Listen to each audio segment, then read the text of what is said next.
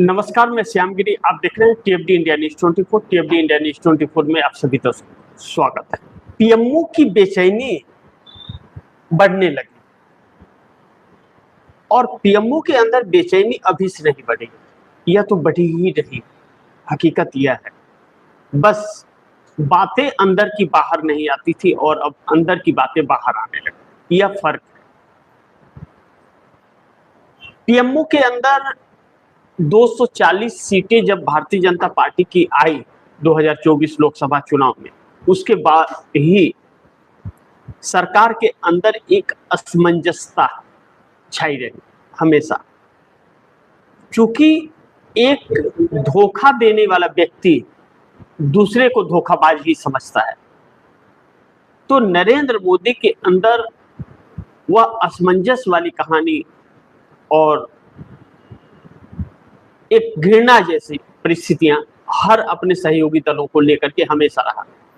इसीलिए यही कारण रहा कि वह सबको तोड़ते रहे और सबको डराते रहे, लेकिन यह नहीं जानते थे कि आने वाले दिन एक दिन उन्हीं को भारी पड़ जाएगा वह। क्योंकि कोई भी पार्टी किसी की मोहताज नहीं, वह पार्टी अपने सरोकार पर बनती है। लेकिन अब पीएमओ के अंदर जो बेचैनी बढ़ रही है उसमें कई सारे कारण हैं। पहला जो बड़ी महत्वपूर्ण है कि मोदी के खिलाफ उन्हीं को चाहने वाली जनता हो गई। नंबर एक, जो सी वोटर के सर्वे में साफ दिखा कि एनडीए के समर्थक जो थे वह 86.8% उनसे खपा हो गए हैं, उनको बदलना चाहते हैं।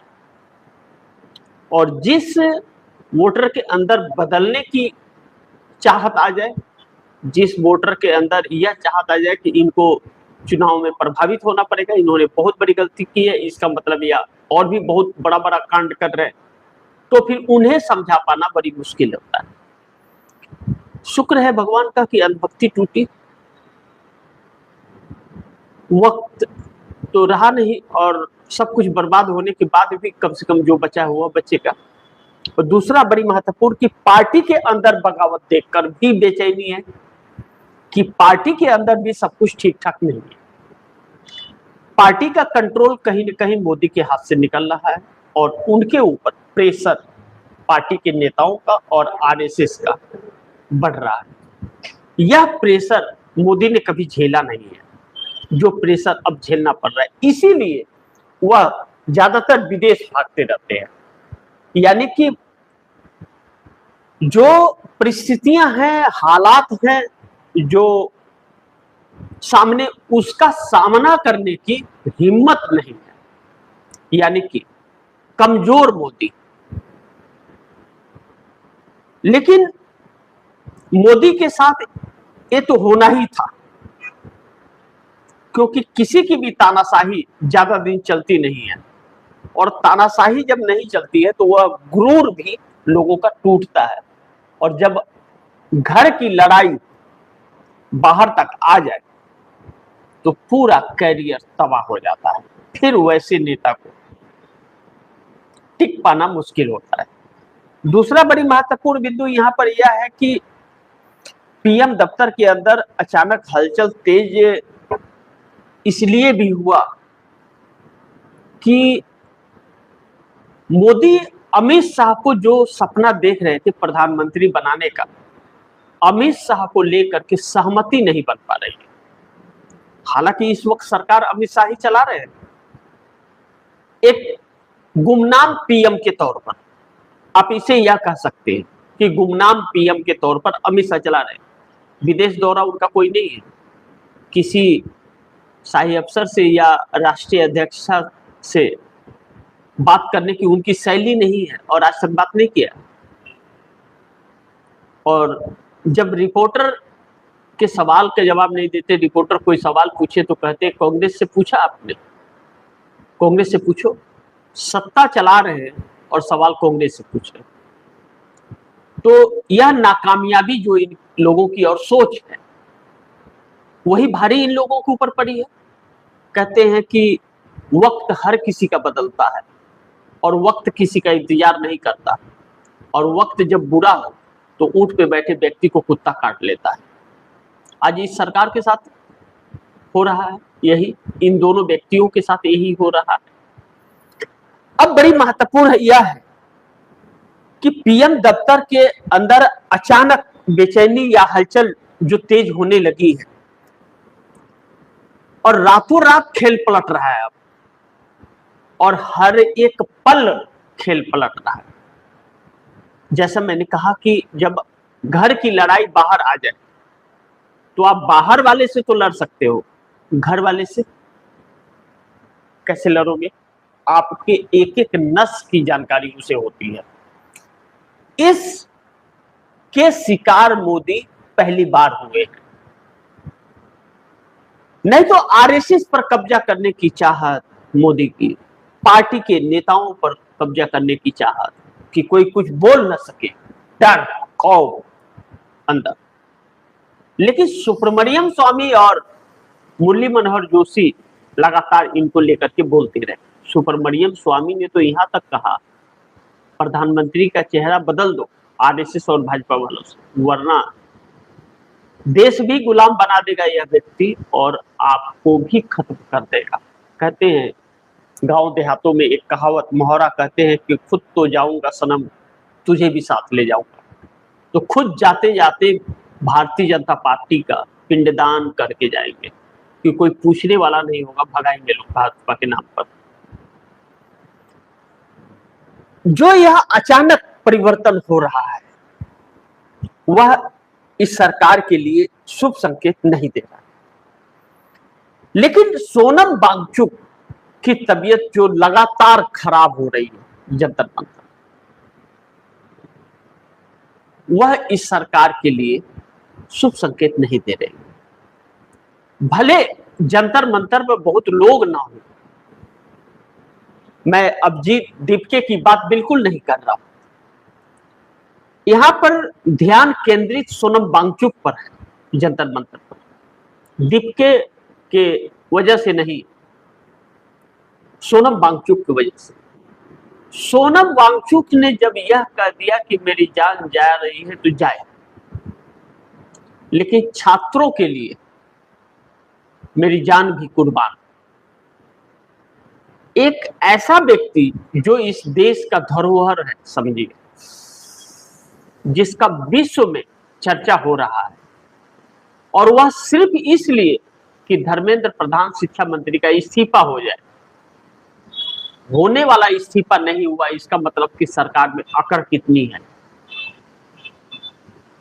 और चाहे फिल्मी दुनिया के लोग हों, चाहे छात्र हो या कोई संगठन हो या बहुत पुराने दोस्त योगेंद्र यादव हो, और अब इंडिया गठबंधन के घटक दल उद्धव ठाकरे ने ऐलान किया है कि 20 तारीख को वह सोनम वांगचुक से मिलने आएंगे, और अखिलेश यादव हो, राहुल गांधी हो, ममता बनर्जी हो, अरविंद केजरीवाल हो, सब कोई आए और उनको सपोर्ट करे। लेकिन यहां पर दो चीजें बड़ी अहम है कि क्या सोनम वांगचुक की एक सिंपल सी मांग है कि धर्मेंद्र प्रधान शिक्षा मंत्री का इस्तीफा हो, क्योंकि पेपर लीक लगातार हो रहा है। लेकिन एक कल सोनम वांगचुक ने बहुत फतेह की बात कही, इसे ही कहते हैं ज्ञान। ज्ञान जाया नहीं जाता। उन्होंने कहा कि बात धर्मेंद्र प्रधान के इस्तीफे तक के ही नहीं है, धर्मेंद्र प्रधान का तो इस्तीफा चाहिए ही, इसलिए कि लाखों बच्चों के भविष्य को उन्होंने दांव पर लगा दिया और कई बच्चों ने अपनी जान कुर्बान कर दी। उन्हें अपना इस्तीफा देना पड़ेगा। लेकिन उनके इस्तीफे से मात्र यह नहीं रुकेगा, पूरे सिस्टम को बदलना पड़ेगा। यह बात जो सोनम वांगचुक ने की दिलों को छू गया। लेकिन यह बात तो राहुल गांधी बहुत अरसे से पार्लियामेंट के अंदर ऑन रिकॉर्ड कहते आ रहे हैं कि ऊपर से नीचे तक सिस्टम करप्ट हो चला है, पूरे सिस्टम को बदलना पड़ेगा, तब इस देश का भाग्य बदलेगा। यही बात अटल बिहारी वाजपेयी की सरकार में वित्त मंत्री रहे यशवंत सिन्हा ने नीलू व्यास को दिए एक इंटरव्यू में कहा कि सभी करप्ट लोग एक साथ इकट्ठे हो गए हैं और पूरे सिस्टम को बदलना पड़ेगा, तब इस देश में थोड़ी शांति आएगी। तो क्या यह सरकार अंदर से डर गई है कि जनता का मिजाज इसके खिलाफ हो रहा है? 86.8% सी वोटर के सर्वे में आ रहा है कि इन्हीं के वोटर, एनडीए के वोटर ही एनडीए से नाराज हो गए हैं और विपक्ष हमलावर है ही। इंडिया गठबंधन के घटक दलों में भले ममता बनर्जी टूट गई हैं, लेकिन बंगाल में जूझ रही हैं।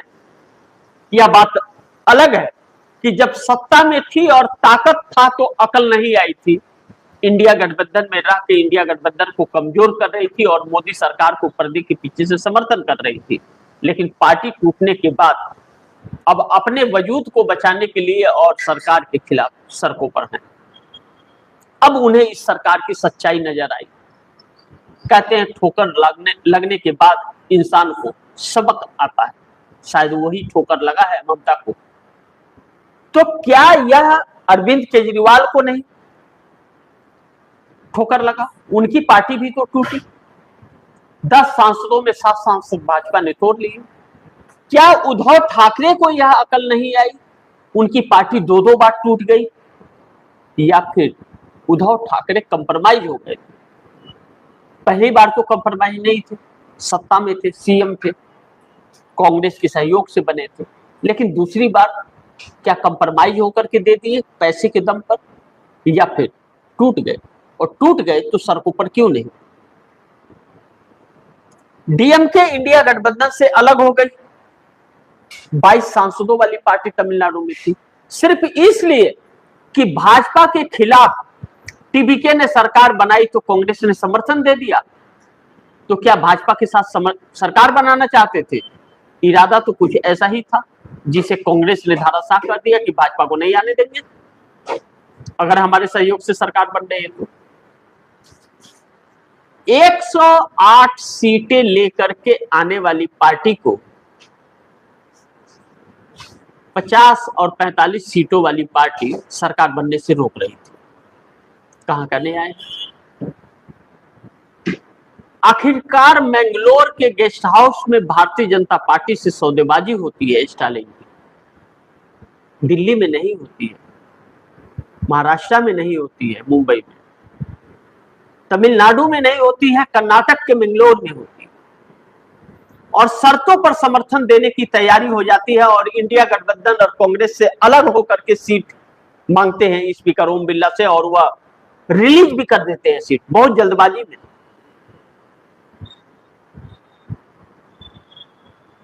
लेकिन 86.8% जनता जैसे सी वोटर के सर्वे में खिलाफ इन्हीं के वोटर हो गए तो एक झटका लगता है।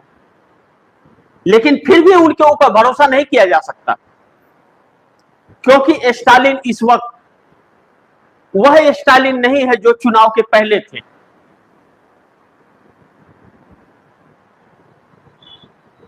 चार जून के पहले वाले स्टालिन नहीं है, यह स्टालिन कंप्रोमाइज वाले हैं। इंडिया गठबंधन ने अगर इनके ऊपर भरोसा किया तो भरोसा टूट जाएगा। लेकिन भरोसा टूटते ही तमिलनाडु से स्टालिन की डीएमके समाप्त भी हो जाएगी, क्योंकि वहां की जनता जागृत हो गई। तो उन्हें अपनी पार्टी बचानी है या भाजपा को समर्थन देना है, फैसला उन्हें करना है। क्योंकि जिस डिलिमिटेशन बिल को लेकर के स्टालिन ने बगावत किया था और पूरा विपक्ष साथ आया था, उस डिलिमिटेशन को समर्थन अगर कर दिया तो उनका पतन हो जाएगा, जैसे अन्ना द्रमुक का हुआ है। अब इन सभी के बीच कांग्रेस लगातार सड़कों पर है, लेकिन समाजवादी पार्टी जो नंबर 3 की पार्टी है पार्लियामेंट के अंदर 37 सांसदों के साथ कहीं नहीं दिखती। ट्विटरबाजी चल रही, ट्विटरबाजी से राजनीति हो रही है और कांग्रेस सड़कों पर लाठी खा रही। जब कहते हैं सड़कों पर आने को और सब बिक गया है, आप चुनाव जीत रहे हो लेकिन चुनाव आयोग जीतने नहीं देता तो बात समझ नहीं आती। संयुक्त राष्ट्र तक यह बात चली गई, संयुक्त राष्ट्र का नोटिस आ गया भारत सरकार को और चुनाव आयोग को, जवाब दो। ज्ञानेश कुमार और मोदी के चर्चे संयुक्त राष्ट्र तक पहुंच गए, इसलिए कि लोकतंत्र का गला घोट रहे हैं और एक असंवैधानिक सरकार चल रही है और कुछ खास वर्ग को टारगेट करके वोटर लिस्ट से नाम काटा जा रहा है। वोटर लिस्ट इस देश की नागरिकता को प्रमाणित नहीं करता, लेकिन नागरिकता पूछ करके वोटर कार्ड बनेगा। क्या विपक्ष को वोट देने वाले ही बस इस देश के नागरिक नहीं हैं, या भाजपा को वोट देने वाले भी इस देश के नागरिक नहीं हैं? क्या जो नागरिकता पूछ रहा है उसके पास नागरिकता का प्रमाण पत्र है, और क्या जो सरकार चला रहा है उसके पास नागरिकता का प्रमाण पत्र है? इस बात को कोई नहीं पूछता। राम मंदिर के नाम पर सत्ता में आने वाले राम मंदिर में चोरी और लूट कर लेते हैं, लेकिन कमेटी भंग नहीं होती, एसआईटी की रिपोर्ट सार्वजनिक नहीं होती, बंद लिफाफे में सुप्रीम कोर्ट जाता है, और चोरी का आरोप जिस पर लगता है उसने इस्तीफा में क्या लिखा और किसको दिया, किसने स्वीकार किया, कुछ पता नहीं चलता है, लेकिन उसके बावजूद राम मंदिर में कार्यरत रहता है और जिसे नियुक्त किया जाता है वह बाहर रहता है। ऐसे में सुप्रीम कोर्ट द्वारा मांगा गया सीसीटीवी फुटेज, क्या उसमें सच्चाई निकलेगी और न्यायपालिका पर हम भरोसा कर सकते हैं? तो अब कुछ लोगों का कहना है कि हम तो 1% तो छोड़िए, 0% भी भरोसा नहीं करते। जो लोकतंत्र की जड़ों को मजबूत करने का और रखवाली करने की जिसकी जिम्मेदारी थी, न्यायपालिका और संवैधानिक संस्थाएं, ब्यूरोक्रेसी, चुनाव आयोग, वही बिक गया। उसके बावजूद अगर पीएमओ में हलचल हो और बेचैनी बढ़ने लगी हो, इसका मतलब सब कुछ ठीक नहीं है, सरकार डगमगा रही है। दो बड़ी अहम सवाल हैं जिस पर हम लोग को चर्चा करना बहुत जरूरी है कि नंबर 1, सोनम वांगचुक की बिगड़ती तबीयत को देख करके बीजेपी के अंदर दो फाड़, सुब्रमण्यम स्वामी, जोशी जैसे लोग मोदी के खिलाफ। मुरली मनोहर जोशी ने तो पहले ही कहा था कि यह सरकार गुब्बारों के ढेर पर है, हवा निकला हुआ है इसका। गांव देहातों में कहते हैं कि रस्सी जल गई, ऐठन नहीं गया। यह सरकार के भी वही हालात हैं। जो 2 करोड़ लोगों को रोजगार देने की बात कर रही थी, वह कह रही है हम रोजगार नहीं देंगे, हम आपको इस लायक बनाएंगे कि आप रोजगार दें लोगों को। कहां बनाई? 81 करोड़ लोगों को 5 किलो फ्री अनाज पर भिखारी बना दिया। वह रोजगार देंगे इस देश को जो 81 करोड़ लोग 5 किलो अनाज के लिए लाइन लगा रहे हैं। यह उपलब्धि है इस देश की, यह अच्छे दिन के पहचान है, इसी से देश विकसित करेगा। जिन महिलाओं को आगे बढ़ाने की बात हो रही थी, उन्हीं महिलाओं के साथ यही दरिंदगी करते हैं लोग।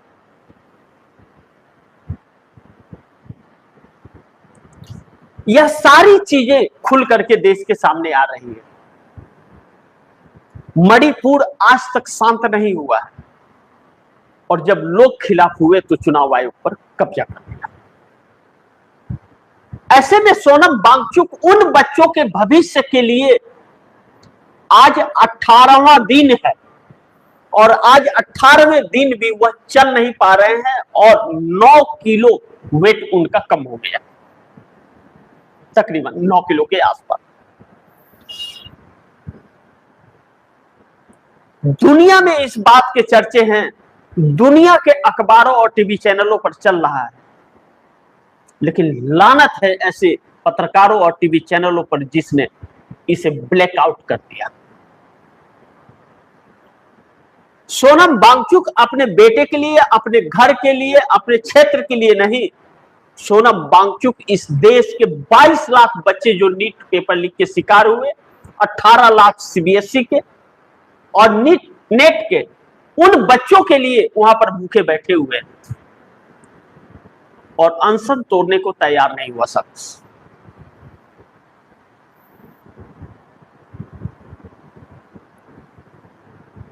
हर नेता विपक्षी पार्टियों के, हर प्रतिष्ठित व्यक्ति, हर अभिनेता रिक्वेस्ट कर रहा है कि आपको इस देश की जरूरत है, आपने गलत जगह एंट्री मार दी है। जो सरकार संविधान और लोकतंत्र को मानती ही नहीं, उसे आपकी मौत से कोई फर्क नहीं पड़ता। जब किसानों को 13 महीने बैठना पड़ा, 750 किसानों ने अपनी जान गंवा दी और 7 राज्यों का चुनाव आया, तब यह सरकार झुकी कि चुनाव पर असर पड़ेगा।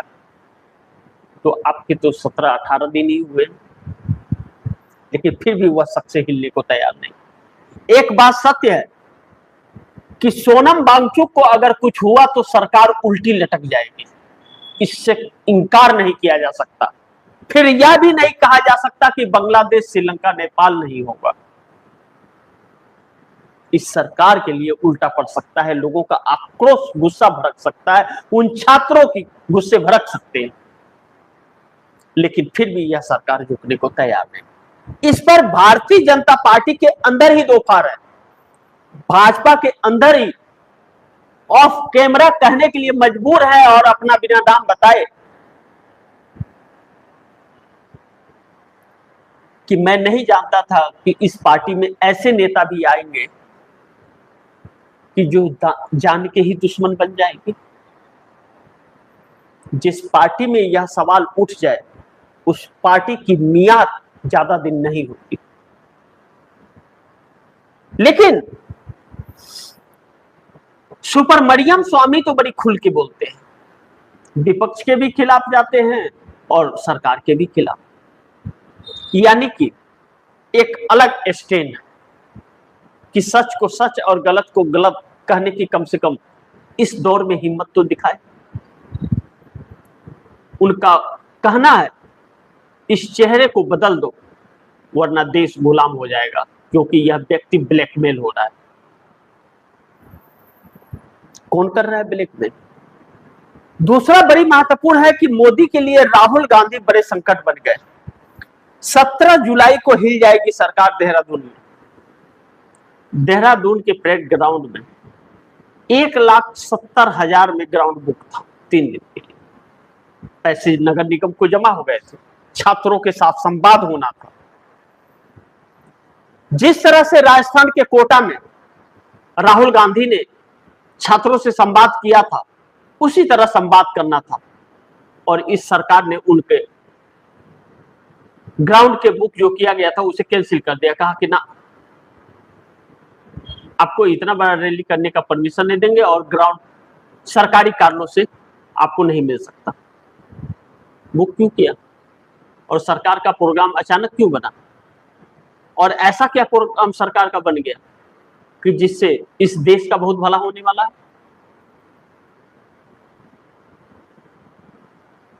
छोटा प्रोग्राम करने का दूसरे जगह इजाजत देती है कि अगर आप चाहें तो दूसरी जगह छोटा प्रोग्राम कर लीजिए। लीडर ऑफ अपोजिशन इस देश का शेडो प्राइम मिनिस्टर होता है।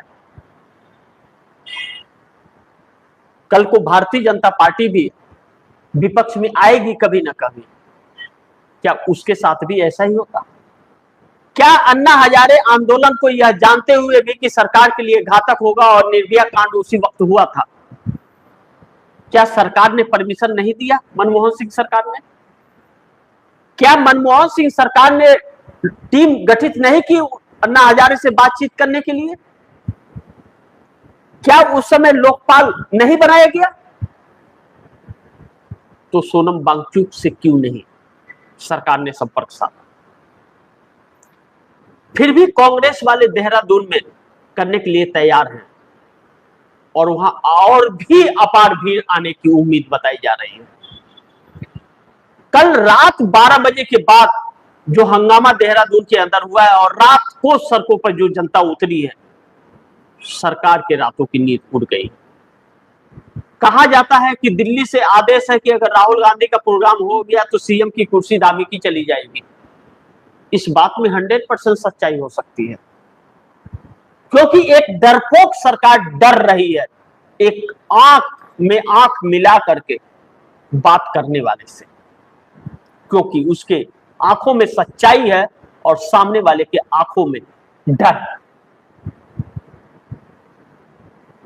राहुल गांधी ने सच कहा था कि डरना छोड़ दो, डराने वाला भाग जाएगा। इस सरकार की ताकत ही डराना था, और जब डरना लोगों ने भूल गए तो यह सरकार भाग रही है। और आज पीएमओ के अंदर वह परिस्थितियां हैं, बेचैनी है, हलचल है कि इस सरकार की सांस फूल रही है कि कुर्सी बचेगी या जाएगी। और कुर्सी बचेगी या जाएगी सवाल यह नहीं है, सवाल यह है कि कुर्सी जाने के बाद इनका क्या होगा। ऐसे में लगातार परिस्थितियां बदल रही हैं और इस सरकार के खिलाफ जाती हुई नजर आ रही है। आने वाला वक्त चुनौतीपूर्ण है, इस बात से हम इनकार नहीं कर सकते। थोड़ा इंतजार कीजिए, बहुत कुछ तस्वीरें आप दर्शकों के सामने आ जाएगी, क्योंकि इस वक्त जो हलचलें तेज हुई हैं, आम जनता का वह तूफान ज्वालामुखी जो है वह भभक रहा है। अब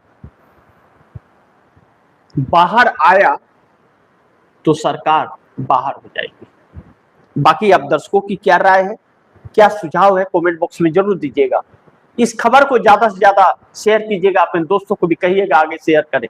और आपने अगर टीएफडी इंडिया न्यूज 24 को सब्सक्राइब नहीं किया, सब्सक्राइब कर लीजिए, अपने दोस्तों को भी कहिएगा सब्सक्राइब करें। मिलते हैं अगली खबर के साथ, तब तक के लिए नमस्कार।